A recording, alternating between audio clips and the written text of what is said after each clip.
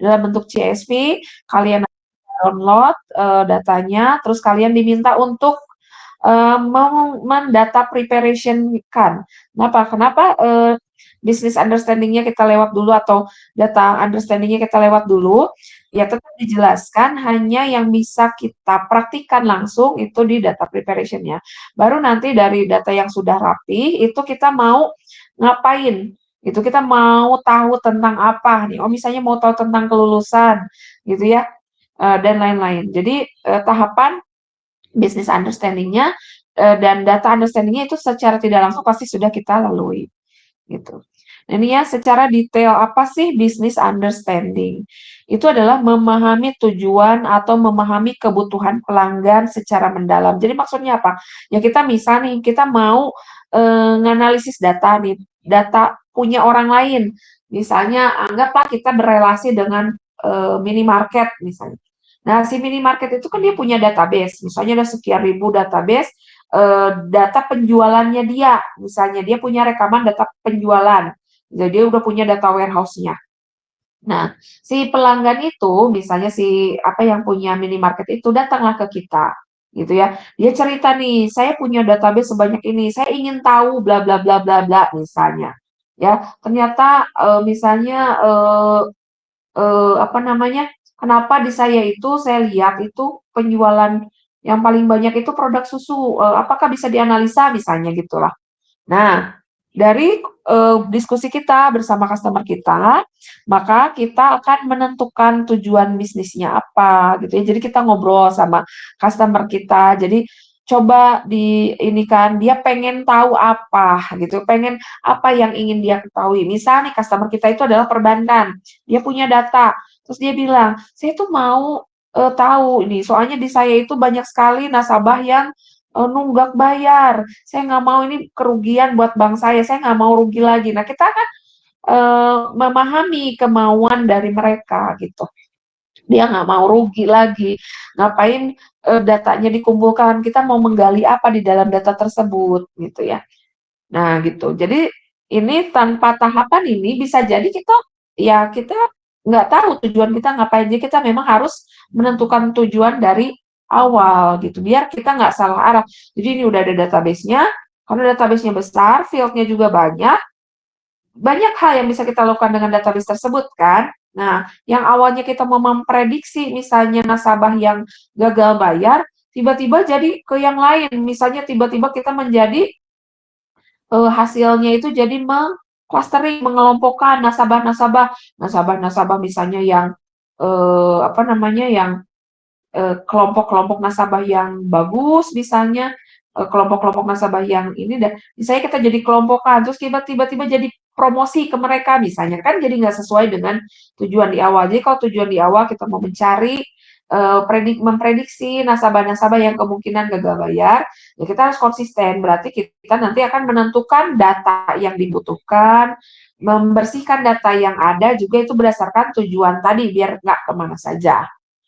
Jadi kita tujuan dari data understanding ini adalah memahami masalah bisnis atau organisasi yang ingin diselesaikan. Permasalahannya apa yang ingin diselesaikan. Nah, pertanyaan penting ketika kita ada di dalam tahap business understanding ini. Masalah apa sih yang mau diselesaikan? Sama ketika kamu nanti skripsi.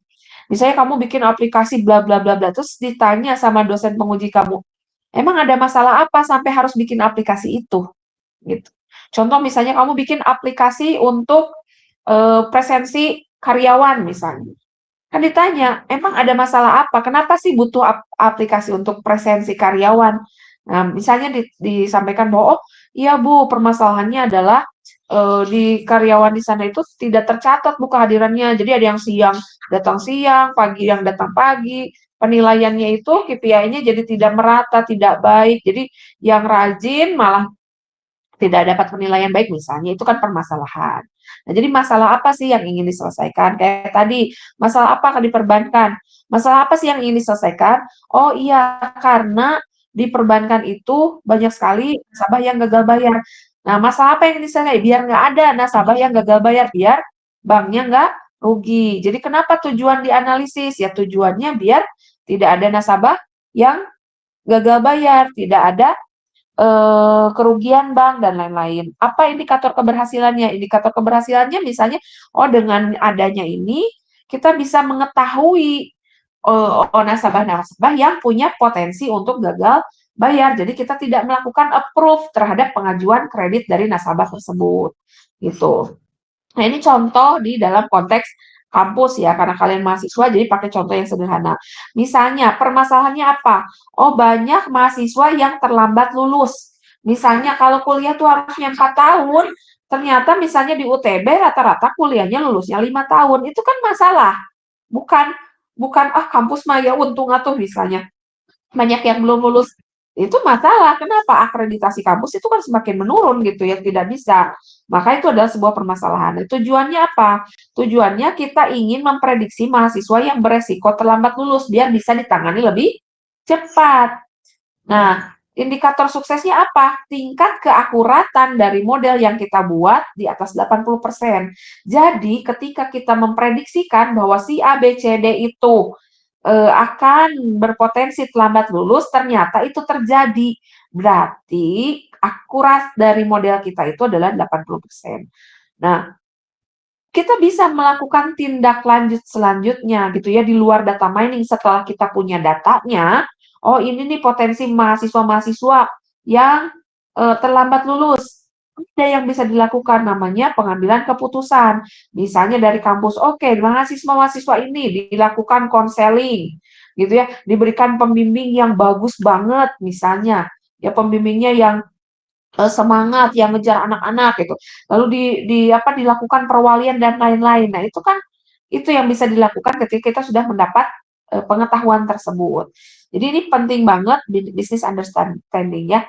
Jadi kalian harus bisa memahami tujuan kalian menggali pengetahuan itu untuk apa? Ada masalah apa? Ya, apa indikator keberhasilannya? Jadi kan harus tahu di business understanding. Lalu di data understanding tadi sudah jelaskan oleh teman kalian bagaimana tahapan kita ngumpulin datanya, menganalisis datanya gitu ya. Nah, karena data-data tersebutlah yang digunakan untuk membantu mencapai tujuan dari proyek yang kita buat.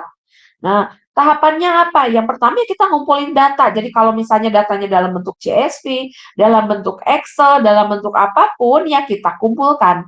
Apalagi kalau perusahaannya sudah punya data warehouse, dia sudah punya basis data gitu ya, sudah punya data warehouse-nya. Jadi kita tinggal minta datanya, kita ambil, kita jelajahi, kita cek gitu ya, apanya kualitas datanya bagus apa enggak gitu ya, field-nya bagaimana, nah gitu. Jadi kita memahami data yang tersedia sehingga kita tahu apa yang bisa kita ambil dari data tersebut karena mungkin dari data yang tersedia, apalagi bentuknya sudah dalam bentuk data warehouse, ya siapa tahu tidak semua field itu di dalam data kita gunakan, bisa jadi hanya beberapa yang kita gunakan gitu ya. Tidak semuanya kita gunakan gitu. Jadi bisa itulah pentingnya data understanding. Jadi kalian harus paham akan data tersebut. Misalnya ada sebuah database gitu, ada sebuah database kita buat terdiri dari beberapa table. Satu tabelnya misalnya puluhan record, kan bukan berarti semua tabel kita gunakan, semua field kita gunakan, semua record kita gunakan, enggak seperti itu. Jadi kita harus memahami dulu datanya, mana yang bisa kita gunakan untuk memprediksi kelulusan tadi. Itu. Ya contoh di sini. Ya, misalnya untuk memprediksi mahasiswa yang terlambat lulus, apa field yang kita butuhkan? Oh, kita butuh apa database yang kita butuhkan? Oh, database misalnya database di punya kampus. Kita cari di kampus. Oh, berarti kita butuh datasetnya mahasiswa. Mahasiswa yang mungkin di dalamnya kita butuh IPK-nya, butuh kehadirannya, butuh nilai, dan status kelulusannya saat ini. Mungkin kita butuh itu gitu ya, kelulusannya. Jadi kita punya data riwayat sebelumnya. Jadi misalnya ada mahasiswa namanya ini, IPK-nya segini, kalau absennya segini, nilainya segini, ternyata dia tidak lulus. Misalnya lulusnya 4 tahun, ada yang lulus 5 tahun, 3 tahun. Nah, itu kan harus ada data historis sebelumnya kalau kita mau memprediksi. Gitu ya. Itu contohnya. Nah, bagaimana aktivitas yang dilakukan di dalam data understanding? Ya, tentunya kita mengumpulkan datasetnya, melihat struktur datanya, ya. Lalu ada statistik deskriptifnya, terus identifikasi missing value-nya dan identifikasi outlier. Maksudnya outlier itu seperti apa? Outlier itu misal nih, di kampus itu kan IPK tertinggi 4 misalnya. Nah, tiba-tiba di situ ada IPK 4,5 misalnya, itu kan outlier, itu nggak mungkin. Nah, itu kan kita bisa identifikasi, itu berarti nggak perlu digunakan, gitu ya. Atau misalnya kehadiran itu paling tinggi 100%, tiba-tiba ada kehadiran 110% gitu. Nah, itu kan nggak mungkin. Nah, gitu ya. Jadi kita cek struktur datanya, field yang dibutuhkannya apa gitu ya. Dari segi statistiknya seperti apa, kelengkapan datanya seperti apa, ya jumlah fieldnya, jumlah datanya itu seperti apa, kita pahami di tahapan data understanding. Nah, selanjutnya gitu. Kita mulailah ke data namanya data preparation. Nah, setelah kita memahami datanya, misalnya nih, oh kita kumpulkan, oh kita butuhnya datasetnya tadi dataset mahasiswa terdiri dari IPK, kehadiran, misalnya kelulusan, absensi dan lain-lain. Kita udah tentukan nih, kita mau pakai field mana saja. Jadi kita ambil, berarti field yang misalnya atributnya ya ada fieldnya itu 10 atribut, ya kalau kita butuhnya 5, ambil 5, yang sisanya jangan kita gunakan. Buat apa? Karena tidak sesuai dengan tujuan kita kan. Misalnya gini, mahasiswa itu ada namanya misalnya di data mahasiswa itu ada tinggi badan, misalnya ada berat badan, ada jarak rumah ke kampus. Nah, kenapa kita nggak gunakan? Ya karena tidak sesuai dengan tujuan kita. Berat badan, tinggi badan tidak menentukan kelulusan seseorang. Gitu. Jadi ya itu nggak usah. Karena yang menentukan kelulusan seseorang itu ya salah satunya mungkin dari nilai, dari habitnya dia, kehadirannya dia, itu bisa kelihatan bagaimana potensi dia lulus tepat waktu atau tidaknya. Gitu. Jadi dari sekian atribut mungkin kita ambil hanya beberapa yang sesuai dan kita butuhkan untuk tujuan kita tadi di business understanding, ya. Dan di sini di dalam data preparation ini adalah tahap paling yang banyak sekali memakan waktu, gitu ya. 60 sampai 70% dari kerjaannya data mining ini di sinilah diujinya gitu ya, diujinya. Itu pun yang saya rasakan dulu. Dulu saya ngedata mining hanya berapa ribu gitu, 3.000 kalau nggak salah, 3.000 data. Ternyata pas saya ambil datanya, pas ada data understanding, di situ field-nya banyak sekali. Pas lihat field-nya banyak sekali, ternyata data di bawahnya juga banyak yang nilainya 0.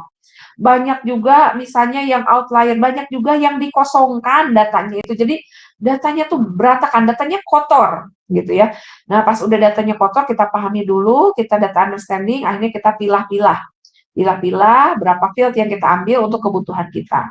Nah, setelah kita ambil berapa field, ternyata itu juga masih apa sih istilahnya, recordnya itu, data di dalamnya itu masih kotor gitu ya. Fieldnya udah kita batasi, tapi ketika ya kita mau data mining, ya nggak bisa langsung. Kenapa? Kita harus bersihkan dulu, kita siapkan dulu untuk agar data ini siap.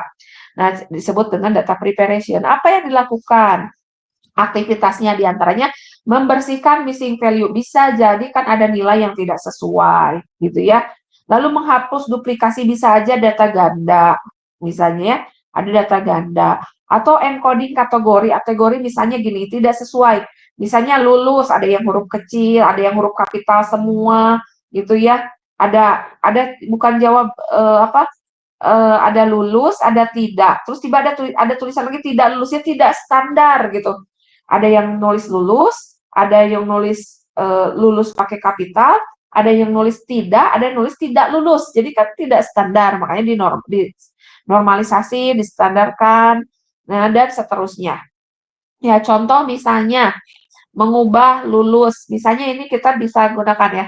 Karena misalnya kalau ini lulus tidak lulus sebetulnya tergantung algoritma yang mau kita gunakan. Karena ada algoritma yang sudah bisa menampung teks gitu ya dalam tulisan lulus, tidak lulus, tapi ada algoritma yang memang dia dalam bentuk bilangan. Jadi harus bilangan gitu, 1, 0 dan lain-lain. Akhirnya kita rubah ke standar sesuai algoritma kita, misalnya lulus itu dibuat 1, tidak lulus itu dibuat 0 gitu. Kenapa? Karena nanti dia akan melakukan algoritmanya akan melakukan perhitungan gitu.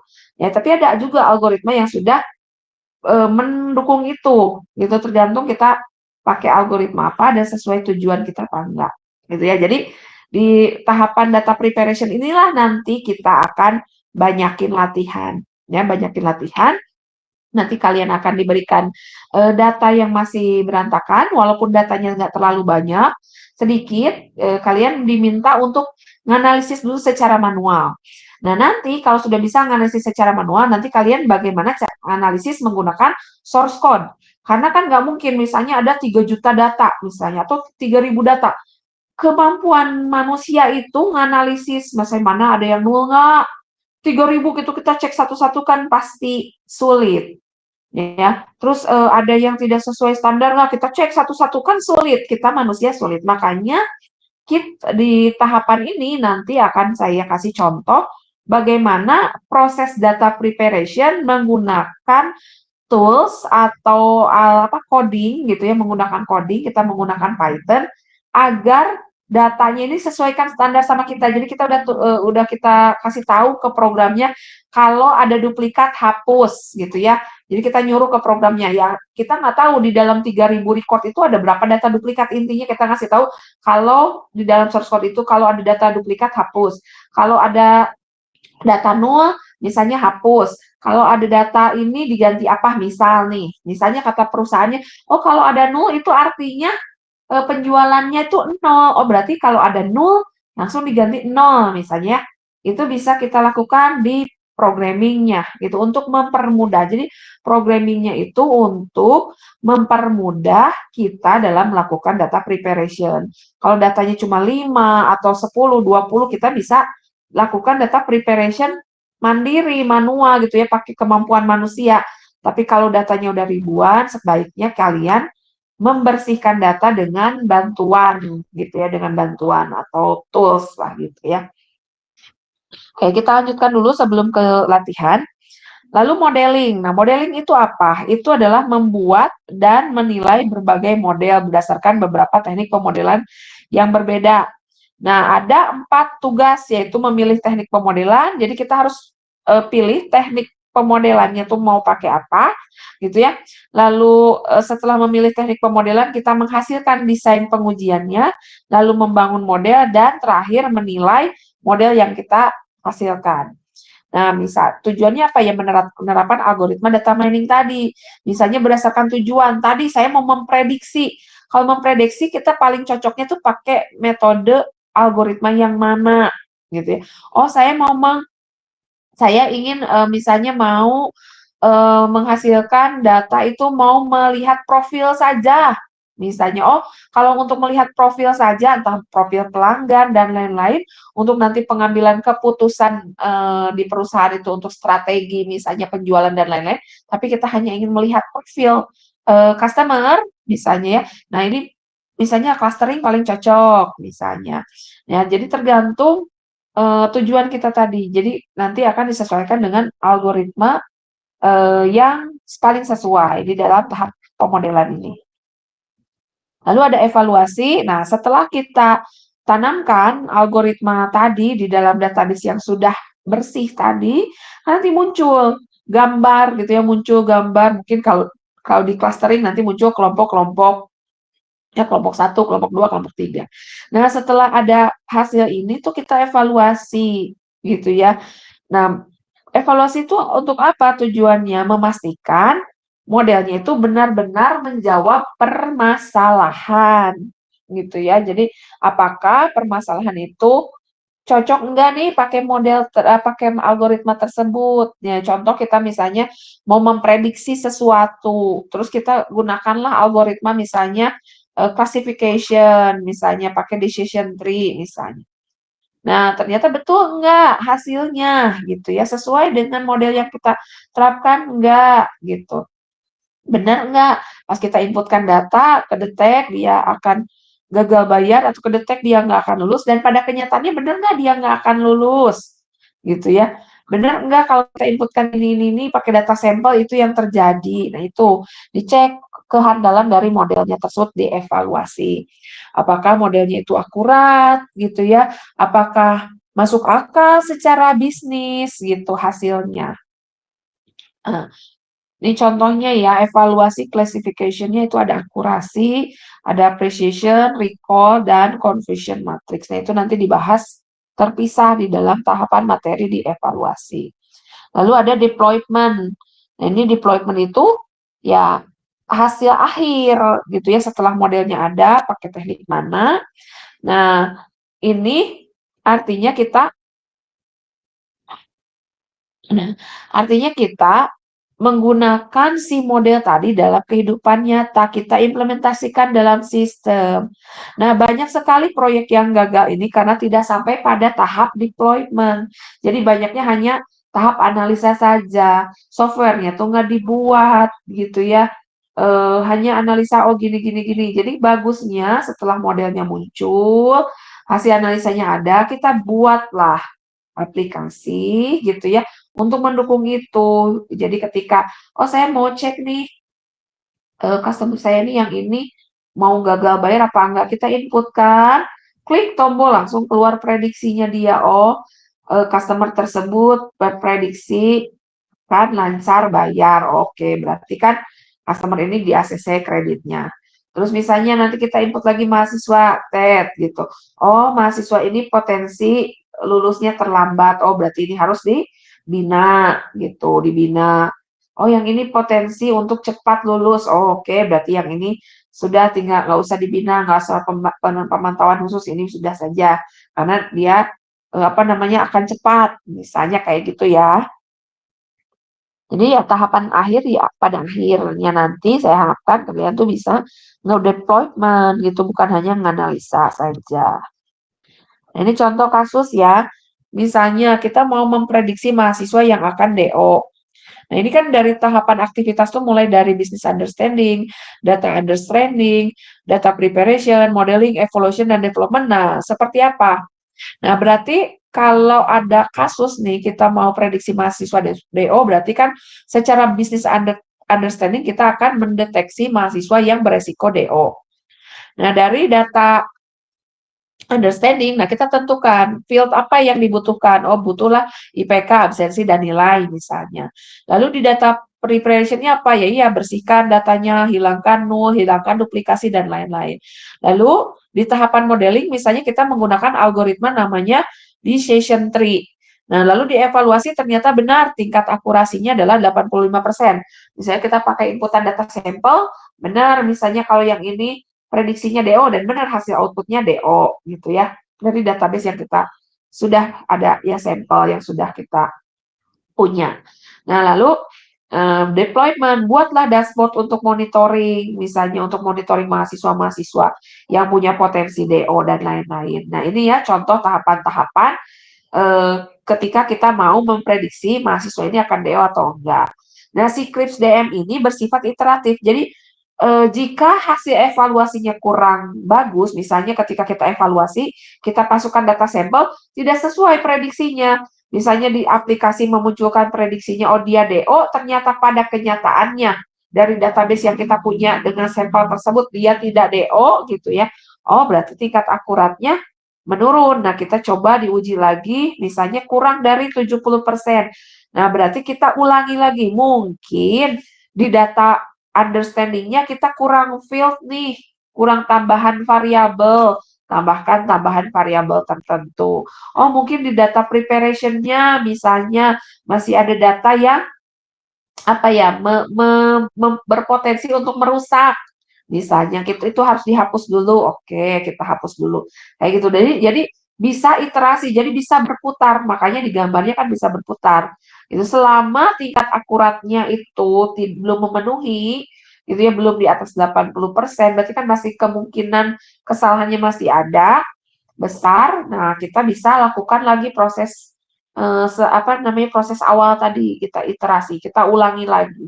Atau kita coba pakai algoritma lain, mungkin tidak cocok pakai decision tree, mungkin cocoknya itu pakai algoritma a priori misalnya dan lain-lain. Nah, itu ya.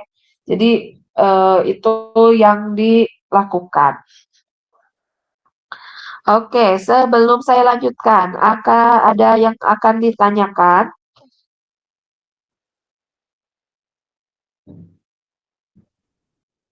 Maaf ya kalau rada ngebut, nanti raise hand aja kalau saya kecepatan ngejelasinnya.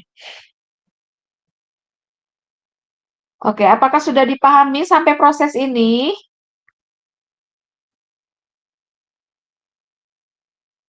Sudah, Bu. Oke, baik. Kalau sudah dipahami, saya lanjutkan ya. Nah, ini contoh dataset ya. Filenya misalnya .csv, dia seperti ini nih contohnya. Nah, bisa jadi bentuknya datanya seperti ini gitu ya. Bentuk datanya. Ini bisa recordnya bisa banyak, terus bisa juga seperti ini nih datanya. Ini contoh misalnya ada NIM, terus pas kan kita udah menentukan nih di data understanding-nya ceritanya kita mau pakai NIM, IPK, kehadiran, SKS lulus, jenis kelamin, dan status misalnya ya. Nah, kita pakai field ini. Nah, kita itu di dalam data preparation itu, kita temukan permasalahannya apa saja. Nah, coba bagi kalian yang melihat ini, bagi yang melihat ini, ada masalah di mana secara penglihatan lah gitu, ada masalah apa? Permasalahan atau analisis yang kalian lakukan.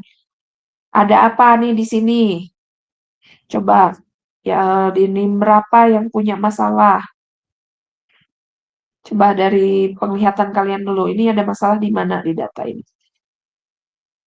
Silakan yang mau jawab boleh raise hand.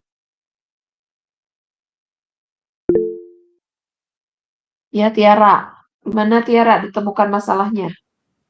Yang pertama dari formatnya, Bu. Yang IPK itu ada yang pakai angka, terus ada juga yang menggunakan kalimat 2,5.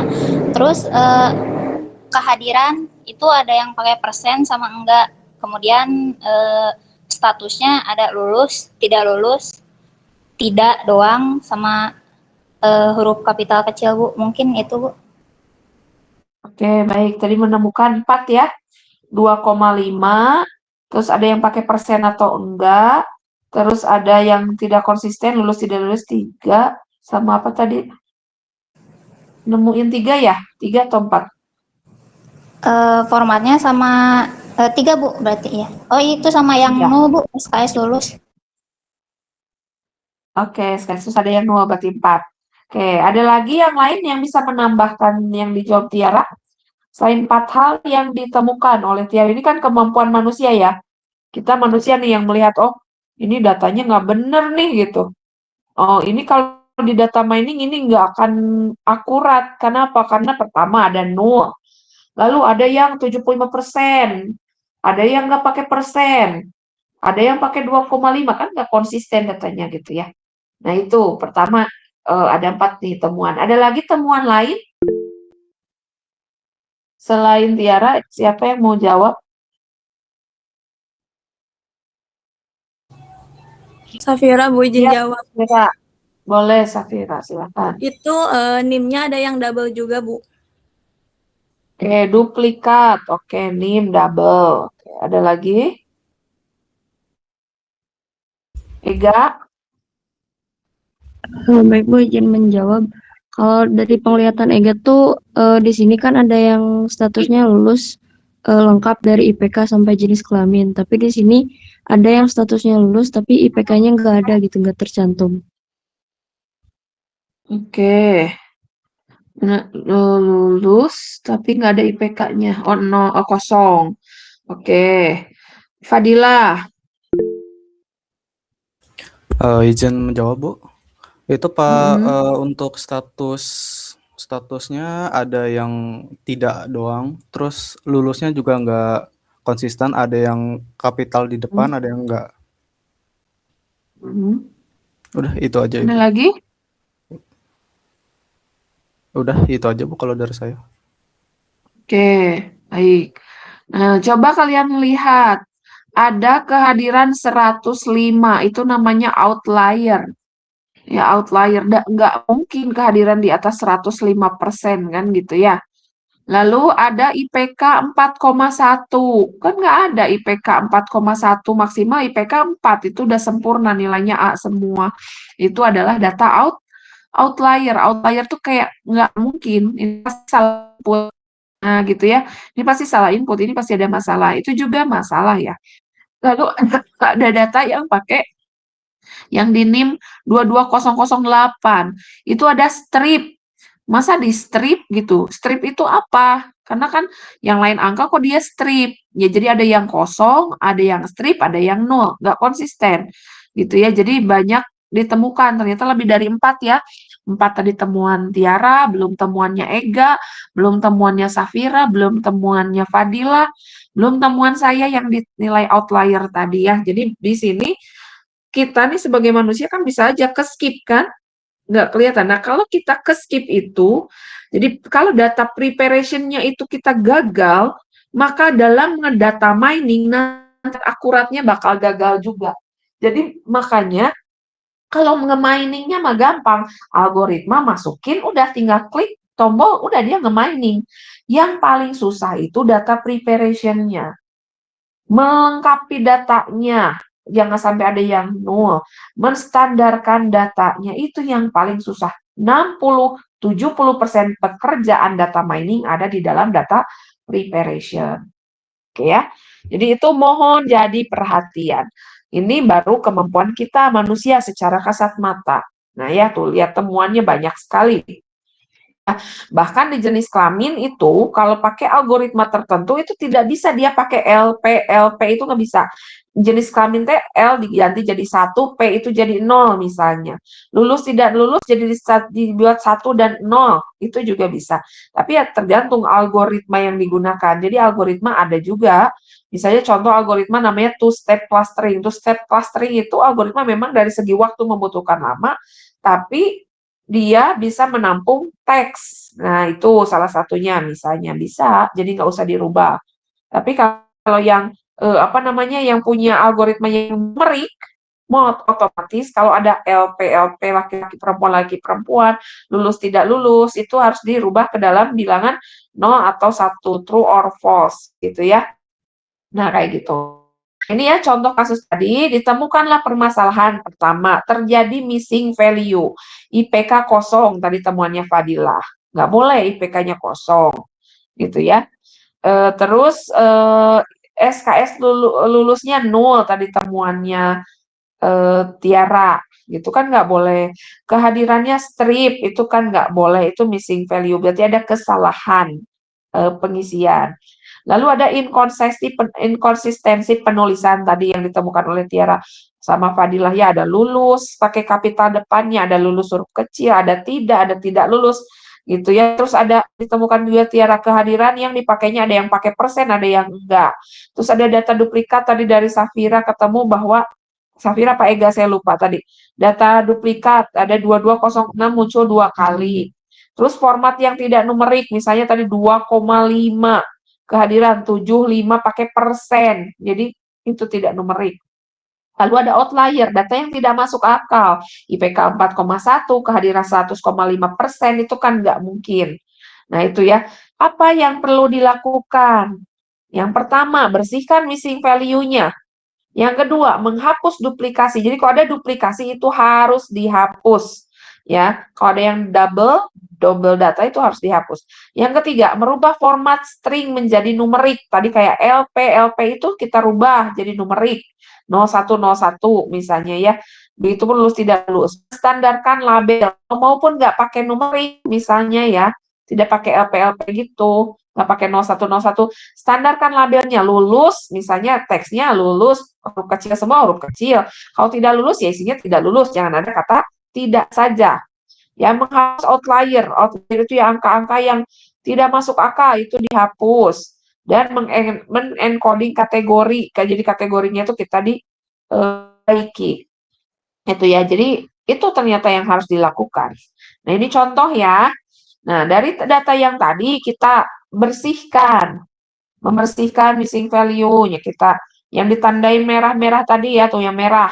Hapus tuh. Jadi ada 22003 karena ada data yang kosong. Hapus berarti satu field itu nggak dipakai. Terus ada juga yang pakai strip itu dihapus, nggak usah dipakai. Terus ada data yang nol, nggak usah hapus, berarti nggak dipakai. Jadi tersisa berapa ini dari 9 data, ini akhirnya cuma tinggal 7 data. 1, 2, 3, 4, 5, 6, 7 data. Nah, dari 7 data itu cek lagi, oh ada outlier nih yang 4,1, hapus. Gitu ya. Lalu ada yang 75% gitu ya, nggak sesuai, bisa kita hapus. Nah, lalu kalau yang 2,5 itu bisa kita perbaiki langsung jadi 2,5 gitu ya, bisa kita perbaiki jadi. Jadi dari asalnya 9 data, mungkin 10 karena ada yang duplikat ya.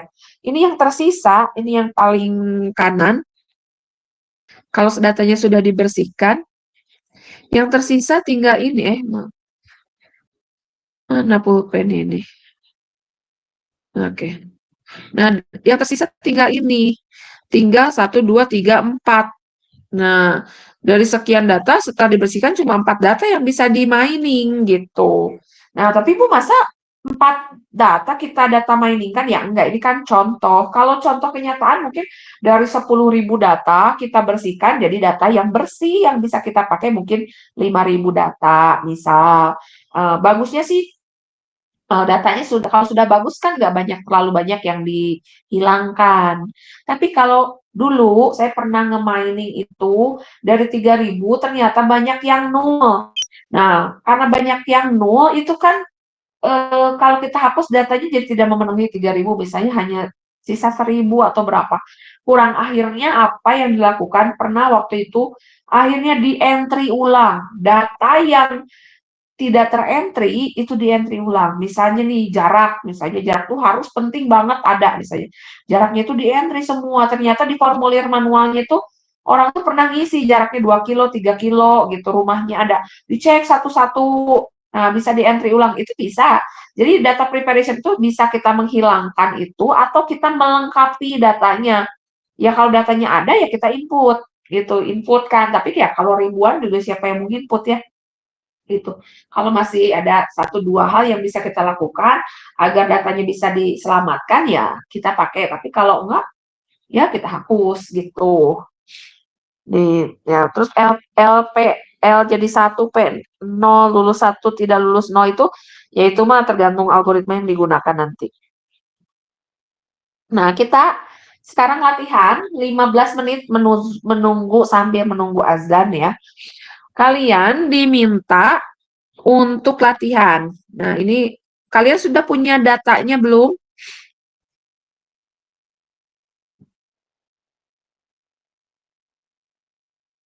Ini datanya. Nah, identifikasi dulu. Jadi saya minta kalian mengidentifikasi permasalahan dari dataset ini. Silakan boleh di-screenshot. Di-screenshot, terus kamu coret-coret, kalau bisa coret-coret di pulpen, pakai apa, pen itu. Atau kalau nggak bisa kamu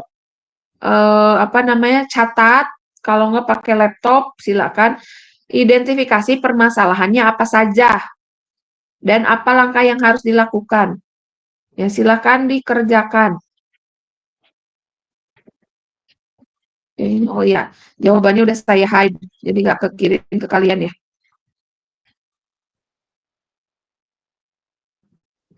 Silakan dikerjakan. Waktunya 15 menit cukup nggak?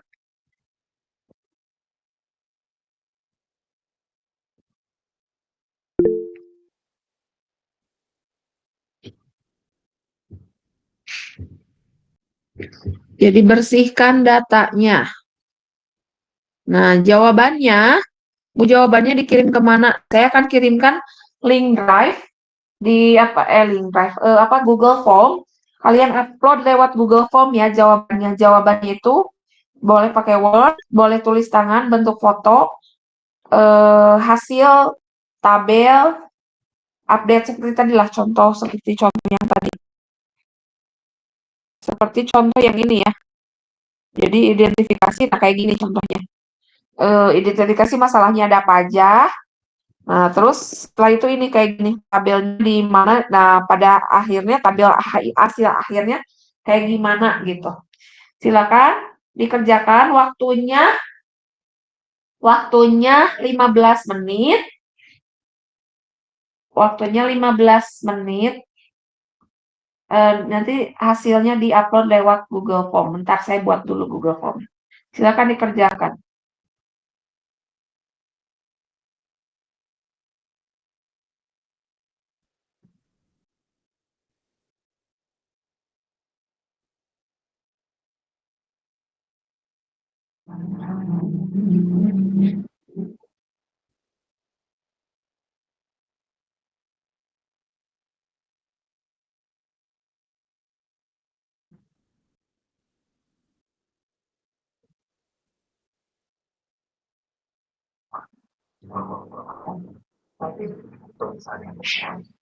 Silakan dikerjakan langsung ya.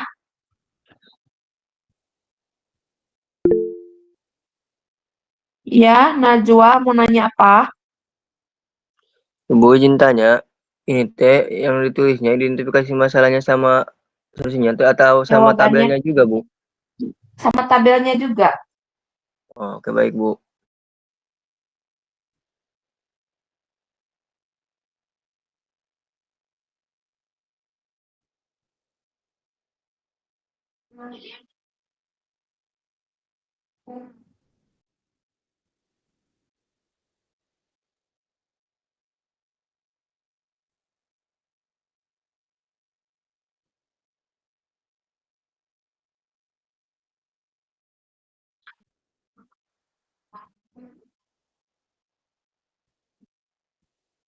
Ya, nanti sama tabelnya ya.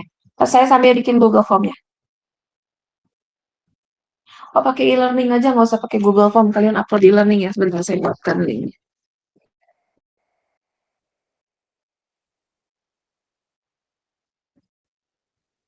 Lewat e-learning aja ngumpulinnya.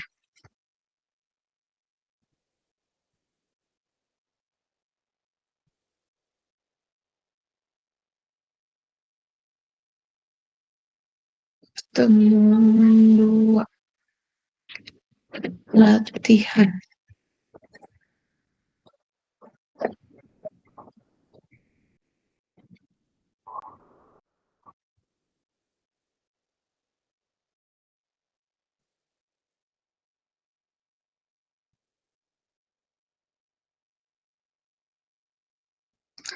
Ini udah di setting waktunya 15 menit ya.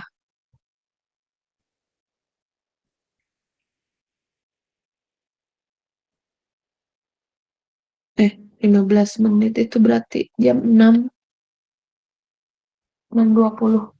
Ini saya lebihin lah ya. Jadi 6.40 lah. Masih boleh ditaruh. Silakan jawabannya diunggah lewat e-learning ya.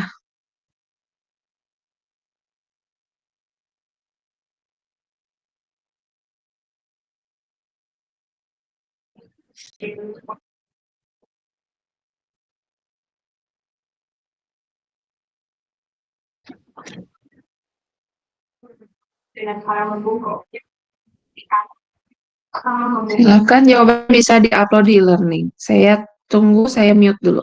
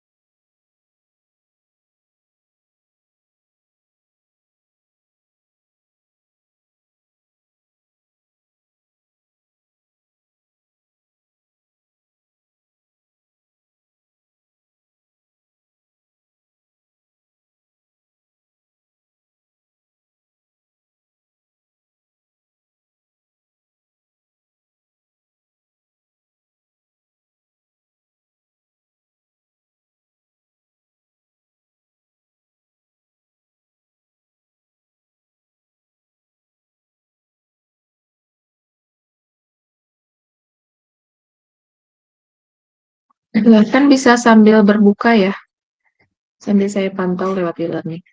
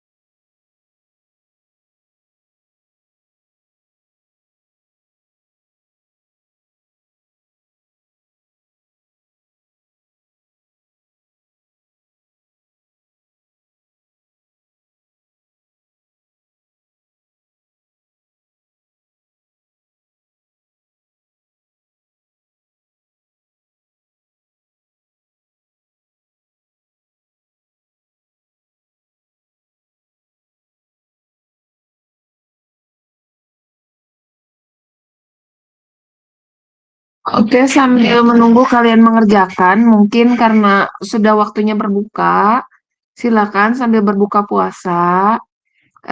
Nanti mungkin kita lanjut lewat grup WhatsApp saja ya, kalau ada kendala dalam pengumpulan. Jadi kita latihan ini dulu. Mungkin penjelasan sisanya saya akan jelaskan minggu depan karena waktunya nggak cukup. Kita hanya tersisa waktu mungkin sekitar 10 menit lagi sampai 18.30 karena sesuai perjanjian kalau kita masuk jam 5 berarti maksimal masuknya sampai jam 18.30. Nah, untuk itu penjelasan tentang penggunaan menggunakan Python, terus dataset yang awalnya yang bisa di-download gitu ya, dan source code lain-lain, penjelasan source code dan kesimpulan itu dibahas mungkin minggu depan. Tapi untuk tugas silakan nanti dikerjakan ya. Nanti saya akan screenshot tugasnya. Itu pengerjaannya 1 minggu, jadi nanti minggu depan dipresentasikan. Jadi untuk tugasnya itu kalian cari dataset, bebas cari filenya .csv, analisis permasalahannya, lakukan data preparation pada dataset tersebut, lalu catat langkah-langkah yang dilakukan untuk data tersebut, praktikum menggunakan Python.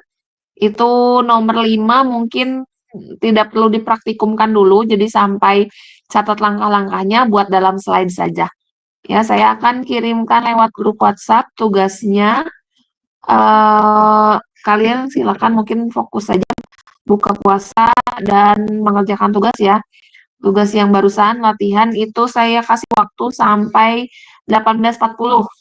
Sudah dilebihkan dari 15 menit. Ya, silakan upload. Kalaupun ada pertanyaan mungkin kalian bisa tanyakan di grup WhatsApp saja. Itu ya. Selamat berbuka, selamat beribadah, silakan untuk menjalankan sholat maghrib. Saya akhiri, kalau ada pertanyaan silakan tanyakan di grup WhatsApp. Wabillahi taufiq wal hidayah. Wassalamualaikum warahmatullahi wabarakatuh.